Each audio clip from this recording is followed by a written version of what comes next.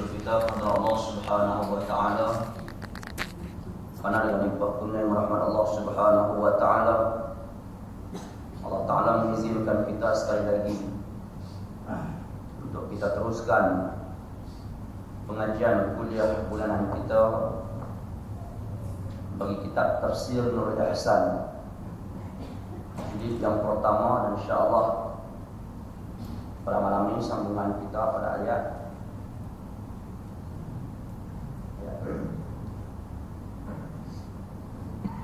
Iyyaka na'budu ihdinas siratal mustaqim. Bismillahirrahmanirrahim. Qala Allah Subhanahu wa ta'ala fil kitabil aziz. A'udzu billahi minasy syaithanir rajim. Bismillahirrahmanirrahim. Alhamdulillahi rabbil alamin. Ar-Rahmanir Rahim. Maliki yaumiddin. Iyyaka na'budu wa iyyaka nasta'in. Ihdinas siratal mustaqim. Siratal ladzina an'amta 'alaihim ghairil maghdubi 'alaihim waladdallin. Allah Subhanahu wa ta'ala berfirman dalam surat Al-Fatihah. Sambungan kuliah kita pada malam ini ayat yang ke-6 daripada surat Al-Fatihah. Firman Allah Subhanahu wa ta'ala, ihdinas siratal mustaqim. Ihdinas siratal mustaqim, tunjuk olehmu ya Allah akan kami jalan yang betul, atau tambah akan kami, atau kekal akan kami jalan yang betul agama Islam. Jalan yang mana? Siratal ladzina an'amta 'alaihim, jalan segala mereka yang telah engkau beri nikmat atas mereka itu. 4 firqah daripada segala anbiya, siddiqin, syuhada dan salihin. Maka anbiya orang yang jadi nabi, siddiqin orang yang mana bagi segala orang yang benar zahir dan batin pada Allah dan juga pada manusia.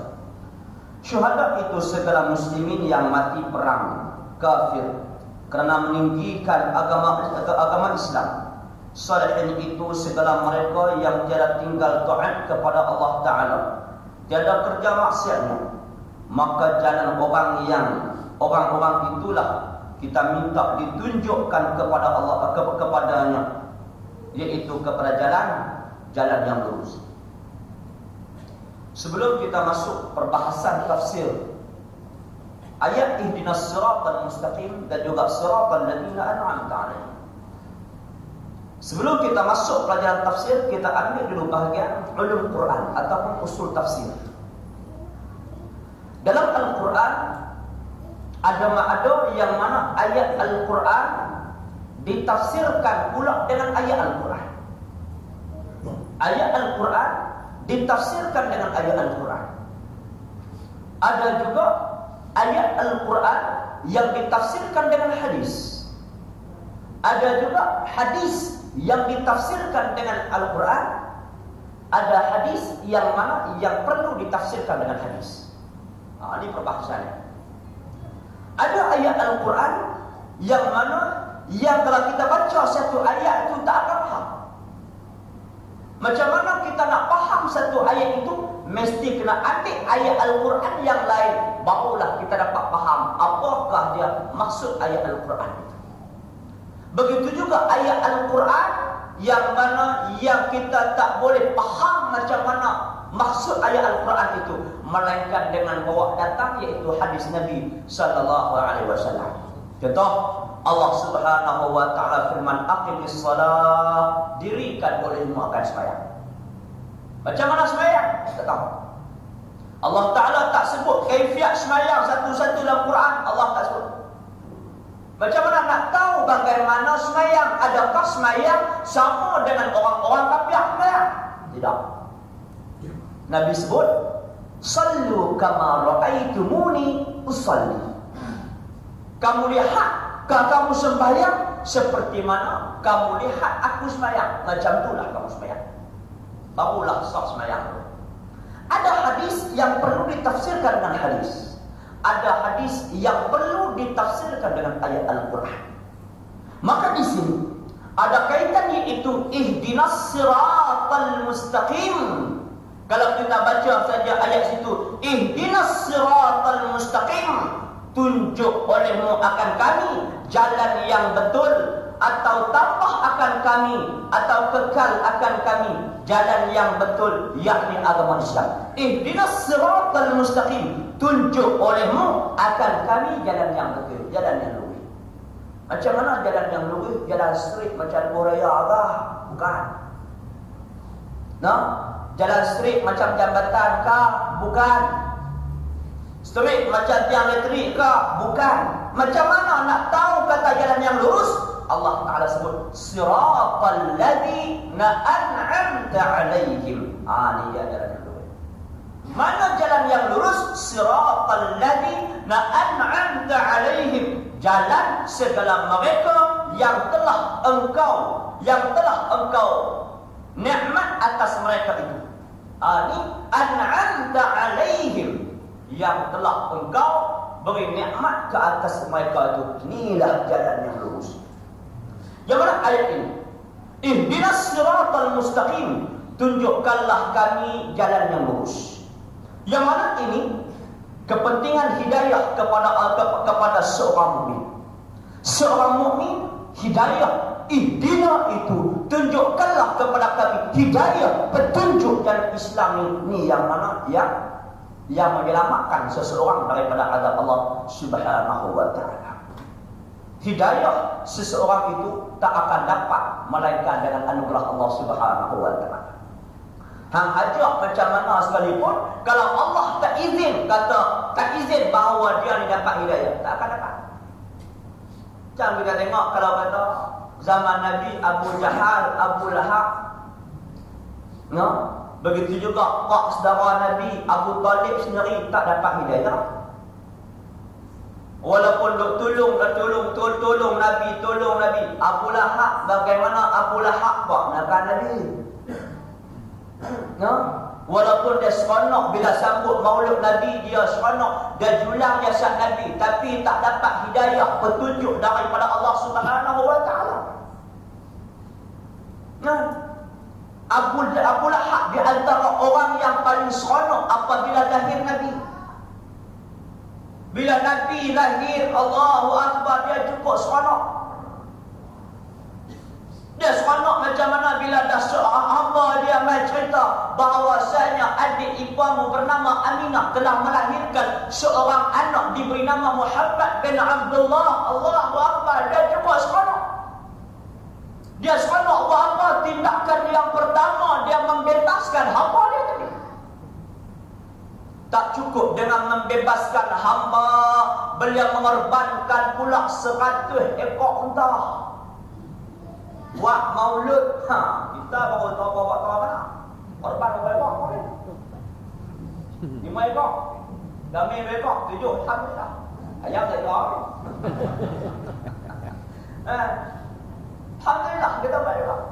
Tak tahulah, wallahualam lah, saya nak merantau di mana-mana tempat, tak bisa jumpa lagi lah orang yang mana yang buat maulud sampai 100 ekor unta. Lepas itu pula dia ni tak cukup dengan tu, dia julang pula jasad Nabi, pusing bertambah. Dengan katanya, hadza ibni wa hadzal faqri, inilah anakku dan inilah kebanggaanku, Nabi Muhammad. Oh pula, oh hebat. Kita baru usul spanduk. Baru usul spanduk, Allahu Akbar. Walaupun macam tu tak dapat hidayah, petunjuk daripada Allah Subhanahu wa taala. Samalah kalau kata ada zaman lagi, kalau kata ustaz-ustaz tak dapat hidayah petunjuk, walaupun sembang kat Islam elok, biasalah tu. Ada ustaz walaupun khutbah di Arafah, biasalah tu.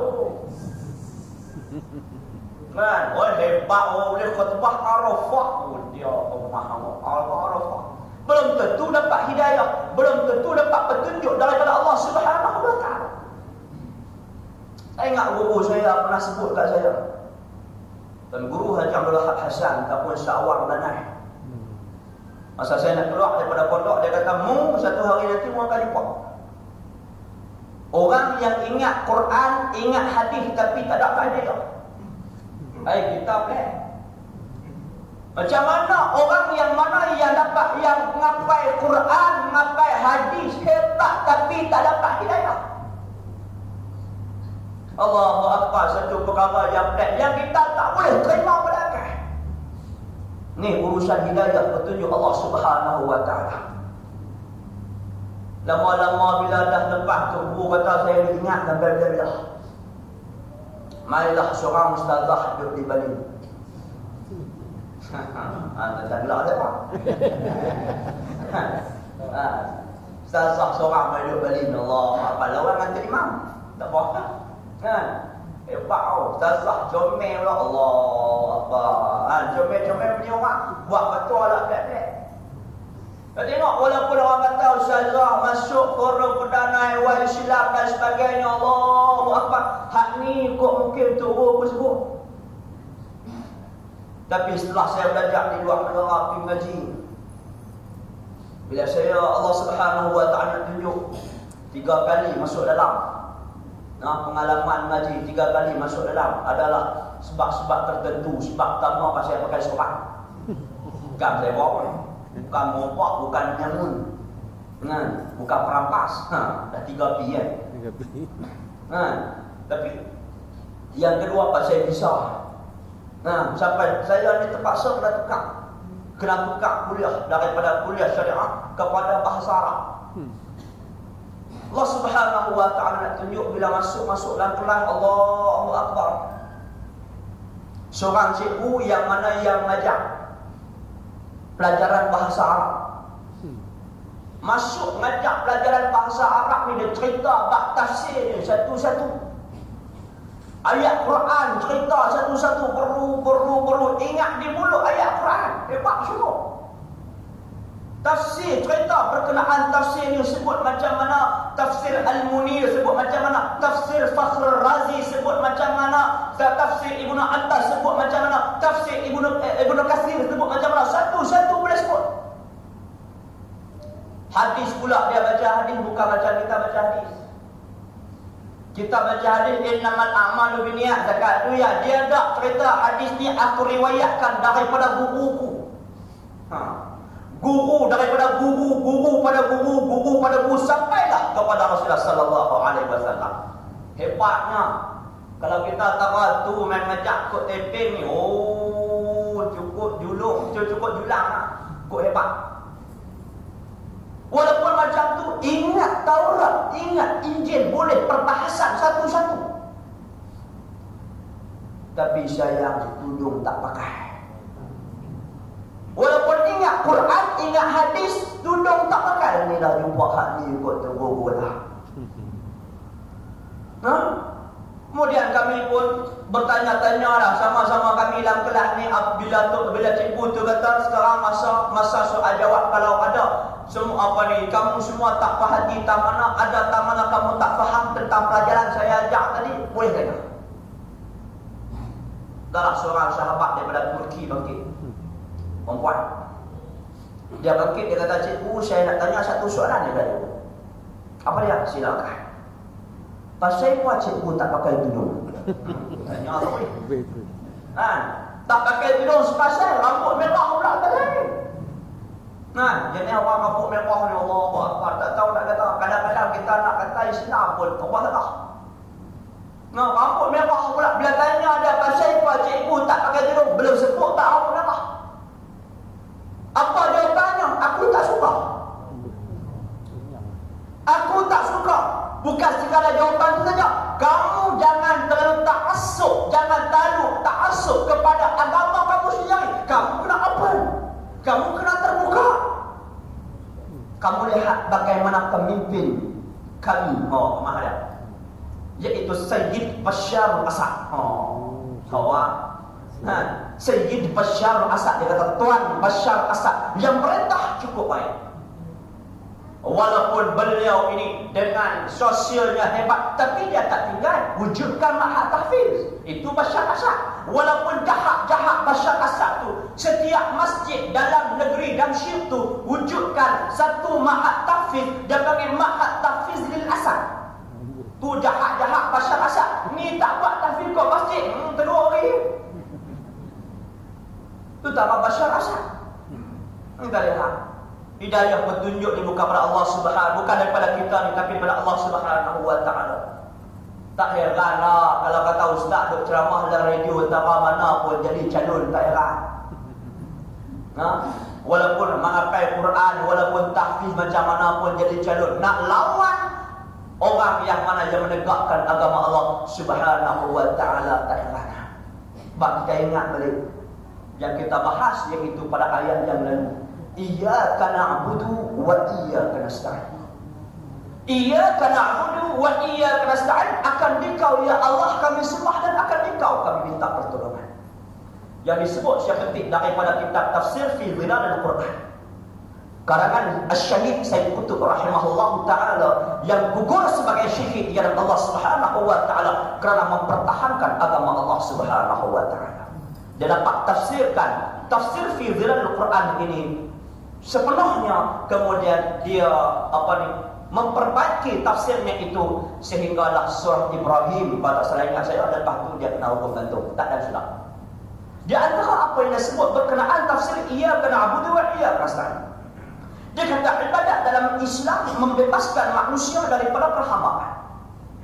Dasar akidah ini merupakan sebuah peristirahat dari kelahiran, kebebasan manusia yang mutlak dari perhambaan kepada kepercayaan yang gaul maupun, dan dari perhambaan kepada peraturan-peraturan dan undang-undang yang diciptakan oleh manusia. Kita nak taat mana? Undang-undang yang diciptakan oleh Allah ataupun undang-undang yang diciptakan oleh manusia. Andainya Allah itu sahaja Tuhan yang disembah dan dipohon pertolongan, maka selama itu hati manusia bebas dari perhambaan kepada peraturan-peraturan dan undang-undang ciptaan manusia, dan dari perhambaan kepada tokoh-tokoh, di samping ia bebas dari perhambaan kepada dongeng-dongeng dan kepercayaan yang mana yang kamu mahu. Pasal apa yang duduk sujud dekat pemerintah? Pasal apa yang duduk sangat takut kepada pemerintah? Pasal apa? Sebab dia telah syirik dengan Allah Subhanahu wa taala. Na'udzubillah min zalik. Kita kena taat kepada perintah Allah. Apa yang Allah taala sebut, yang itulah kita kena pakai. Di sini diterangkan sikap orang muslim terhadap kuasa-kuasa manusia. Satu-satu yang disebut. Bagi seorang muslim, kuasa manusia itu terbagi kepada dua jenis. Satu, kuasa yang menurut jalan Allah. Kuasa yang menurut jalan Allah. Yang ni yang perlu kita kena ikut. Kuasa inilah yang harus disokong olehnya dan diberi kerjasama untuk menegakkan kebajikan, kebenaran dan kebaikan. Ini yaitu perjuangan menegakkan agama Allah. Kuasa yang mana yang kita nak, iaitu kuasa yang boleh mendapat hidayah. Satu kuasa yang mendapat hidayah dan beriman kepada Allah Subhanahu wa taala. Kuasa yang kita nak, yang mesti kita kena ikut, yaitu kuasa ini yang menurut jalan Allah Subhanahu wa taala. Kuasa inilah yang disokong olehnya dan diberi kerjasama untuk menegakkan yang pertama kebajikan. Yang pertama disebut oleh Sayyid Qutb iaitu kebajikan. Ini yang pertama. Sebab tu kita buat membangun negara berkebajikan. Sebab ni yang kita letak yang pertama dulu. Lepas tu pula baru kita letakkan yang kedua iaitu kebenaran. Setelah itu kebaikan. Akhirnya kita jadikan seorang itu bagaimana untuk bertakwa kepada Allah. Akhirnya beliau beriman dan bertakwa kepada Allah Subhanahu wa taala. Yang mana punya hubungan dengan Allah Subhanahu wa taala tidak mengikut jalannya. Kuasa inilah yang harus yang mana ini adalah kuasa ini yang harus disokong olehnya dan diberi kerjasama untuk menegakkan kebajikan, kebenaran dan kebaikan. Ini satu kuasa yang mana yang perlu kita kenal. Ini yang disebut sebagai Amirul Mukminin, sebagai pemerintah yang ada. Satu lagi kuasa macam mana? Kuasa ialah kuasa yang mana yang sesat, yang tidak mempunyai hubungan dengan Allah dan tidak mengikut jalannya. Hak ini yang sesat.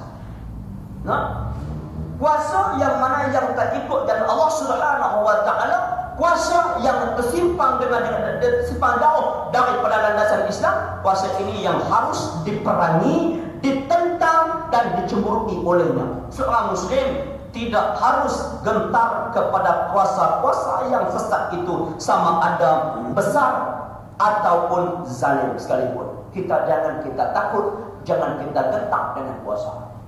Pasal itu kita kena yakin dengan kita ini berada di atas kebenaran Islam. Kita kena yakin Allah Subhanahu wa taala sentiasa bersama dengan kita. Ia adalah sama seperti mana nasib serpihan bintang yang mana yang disebut, yang dikiaskan oleh Asy-Syahid Syekh Qutb rahimahullahu taala. Jadi ayat ini, ihdinas siratal mustaqim, tunjuk olehmu ya Allah akan kami jalan yang betul. Ini bab hidayah. Maksudnya, kurniakanlah taufik kepada kami untuk mengenal, pastikan manakah jalan yang lurus, dan selepas mengenalinya, kurniakanlah taufik kepada kami untuk mengikut jalan yang lurus itu dengan penuh kejujuran dengan Allah Subhanahu wa taala. Ini kita minta. Minta supaya Allah Ta'ala tunjukkan kepada kita manakah jalan yang lurus, sehingga Allah Subhanahu wa Ta'ala tunjukkan kita jalan yang lurus. Kita minta kepada Allah Subhanahu wa Ta'ala supaya beri taufik kepada kita, supaya kita ini terus mengikuti ajarannya, terus mengikuti jalannya. Jangan kita simpang ke lain, jangan kita tergelincir daripada landasan itu, yaitu landasan agama Allah Subhanahu wa Ta'ala. Mengenal dan berjalan di atas jalan yang lurus itu merupakan hasil dari hidayah Allah Subhanahu wa taala, pemeliharaan dan rahmat kepada Allah Subhanahu wa taala, bertawajuh kepada Allah Subhanahu wa taala dengan berdoa merupakan hasil dari kepercayaan bahawa Allah itu satu-satunya Tuhan yang berkuasa, yang memberi pertolongan. Pasal itu bila kita dapat hidayah, petunjuk daripada Allah Subhanahu wa taala, jangan kita bangga dengan hidayah. Jangan kita rasa bangga, jangan kita rasa hebat. Aku dapat hidayah, aku dapat petunjuk daripada Allah Subhanahu wa taala. Jangan duk sembang hebat macam tu. No? Kita ingat kita ni buat kerja kerana Allah. Apa jua sekalipun kita bekerja kerana Allah, jangan kita rasa hebat, jangan kita rasa angkuh, jangan kita rasa sombong, jangan kita takabur dan riak, karena dia cukup bahaya. Kemungkinan kita rasa, kemungkinan hari ini kita dapat bersama-sama berada dalam masjid lama. Hari ini alhamdulillah kita dapat bersama-sama duduk dalam masjid lama. Pada hari ini ramai-ramai dengan kuliah bersama dengan perjuangan Islam. Na'udzubillah min zalik, satu hari nanti macam mana kita tetap. Na'udzubillah. Kalau kata bersama sentiasa berada dalam hidayah, petunjuk, still duduk dalam masjid lama ni, dengar semua kuliah dan kita bersama dengan perjuangan Islam, alhamdulillah. Kita takut yang mana yang berlaku setengah sahabat-sahabat kita, saudara mara kita.